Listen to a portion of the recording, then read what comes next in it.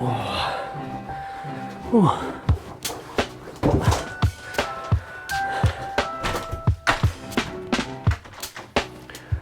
going on? Welcome to another video and an update on my chiller situation. As you can see, I think we have it resolved.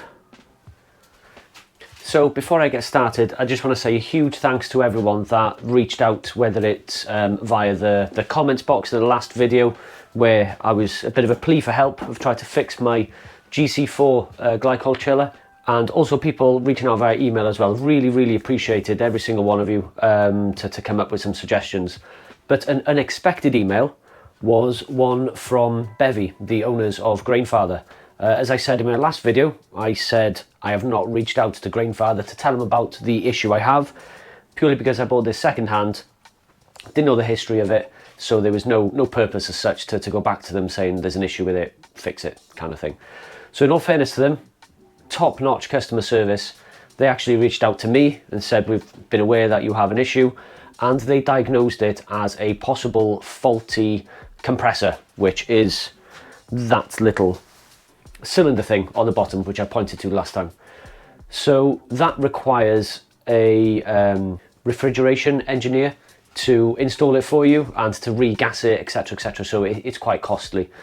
Whilst we were in discussions of purchasing a compressor, and I was trying to find a refrigeration engineer for my 4-channel Glycol chiller, Mark at Bevie, fair play to him, he suggested that because I've only got these 2 fermenters, that I go for a reconditioned GC2 unit, and we come up to a deal. I would call it a cracking deal for the GC2 reconditioned and not receive any parts for the GC4.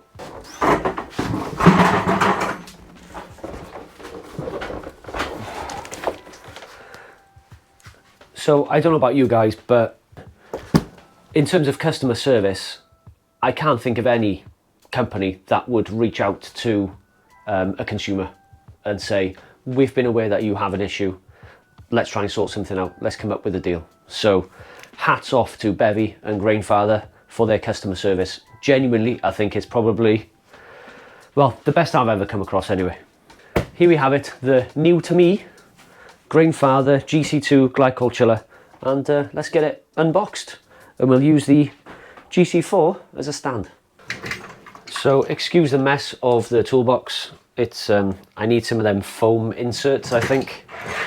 Yeah, it's not very pretty.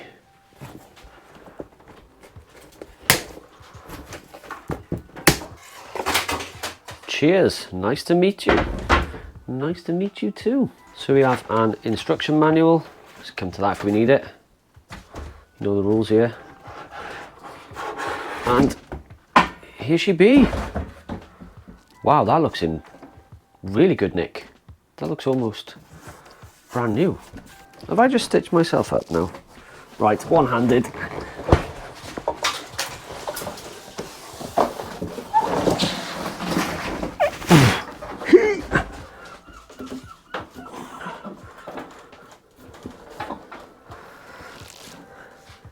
I don't trust it on there. I'm not letting go.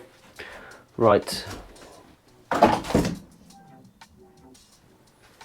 going to put it on the floor a sec and move all the boxes out the way. Accessories. We have the Glycol measuring spoon. Got like a priming pipe. And of course the American and UK power adapters. Interesting. American? European. I think it's European. So in terms of first impressions, it's so much smaller than the GC4. I'm not sure what model the GC2 is, whether it's a newer, more compact version, and I think the GC4 here might be one of the original ones with the push buttons, not the touch buttons. But yeah, really happy with it, and I think I'm going to have to look at the manual just to make sure with the Glycol and what have you. And then once I've sussed that out, we'll be back in to install it and maybe a little bit of a reshuffle back there, seeing as size difference is quite significant, and maybe we can have more fermenters in, who knows. So I've just changed the camera angle to show you what's going on around here.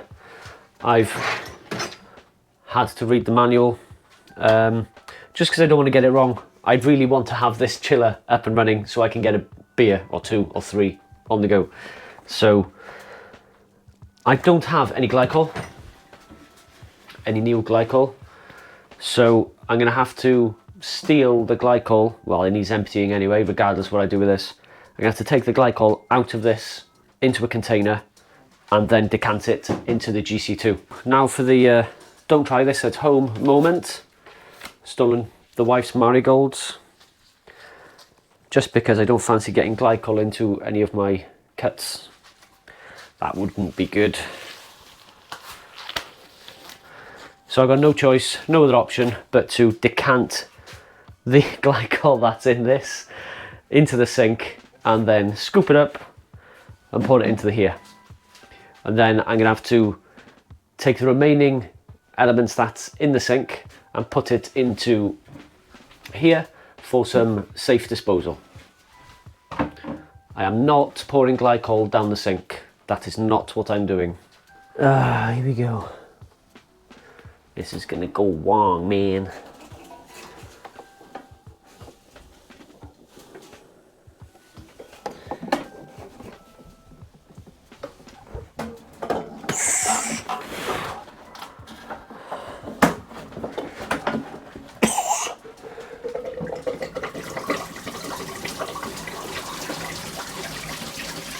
Hey.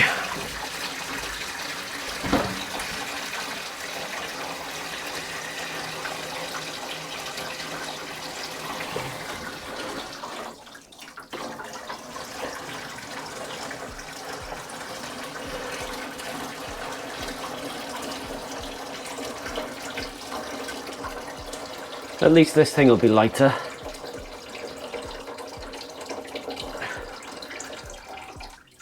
And safer to transport.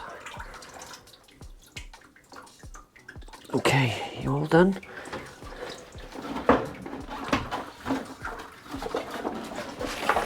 God, Jesus, it's not that much lighter. Oosh. Okay, let's have a quick mop up and tidy up before we transfer the glycol. God. Oh, it don't smell very good.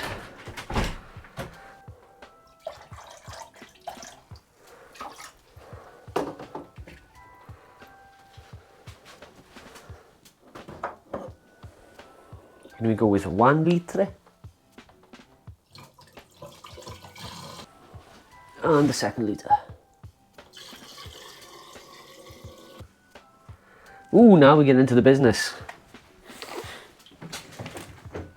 So this is the priming hose, and on the image, looks like it goes on to furthest away, that one, and back in.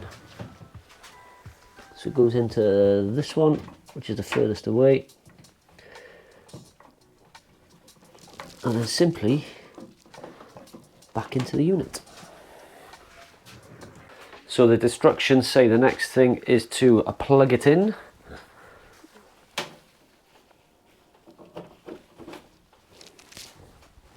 Like so, and then press the power button, and then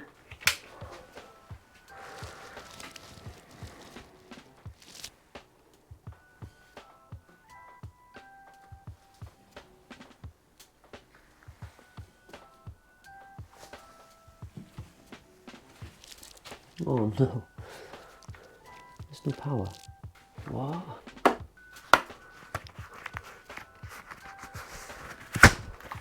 What?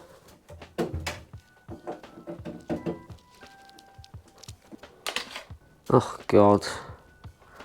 Don't tell me this reconditioned unit doesn't work. I kid you not. I've been faffing about for about an hour because the unit wasn't having any power.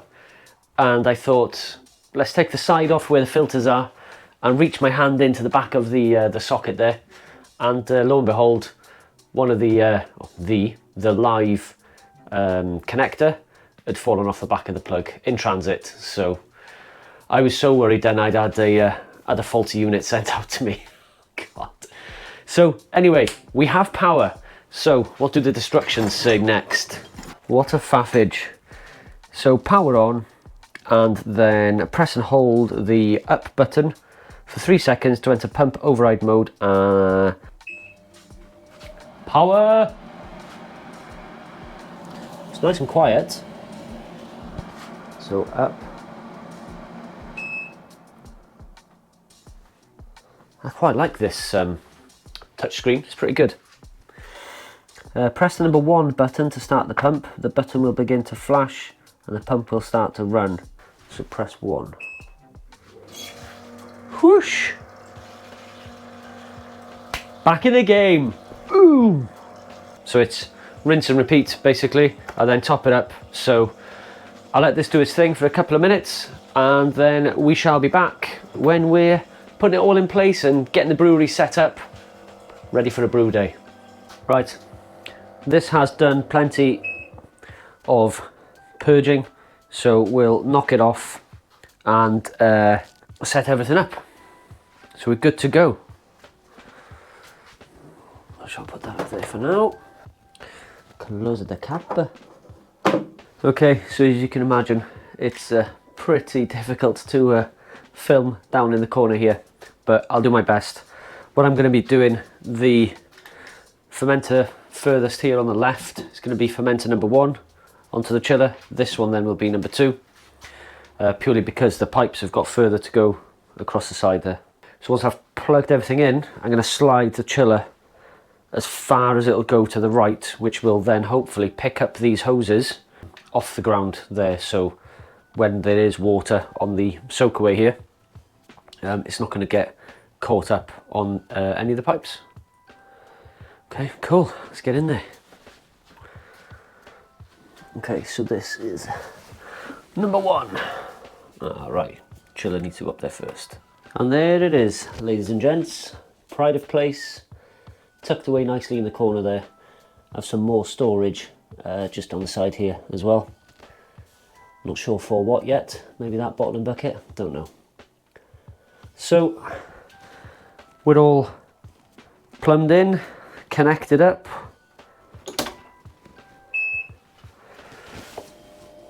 And there she goes. Good darts. So that's about it from me. I'm just gonna clean this up a little bit better, tidy up the cables and whatnot.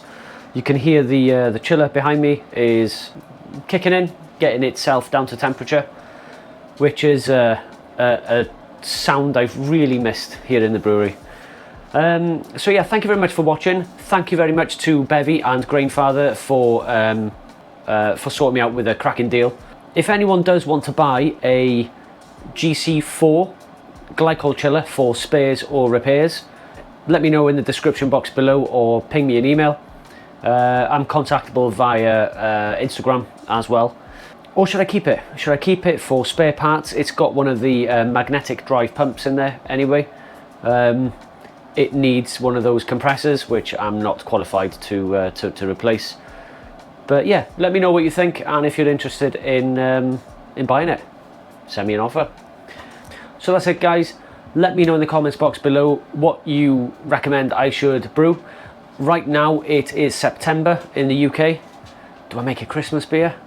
Don't know, maybe I should make Bad Santa, but we'll see. Okay guys, thank you very much. Thanks for watching, and Iechyd. I don't have a beer to cheers. Let's sort that out. It's 5 o'clock somewhere, right? Problem solved. Clogwyn Gold from Conway Brewery.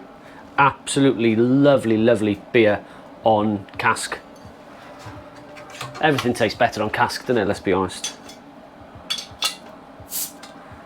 So if you're ever in North Wales, Better Secoed, the stables in particular, they serve this really well. Anyway, hope to see you in the next one. Thanks for watching. Please don't forget to like, comment and subscribe. Iechyd.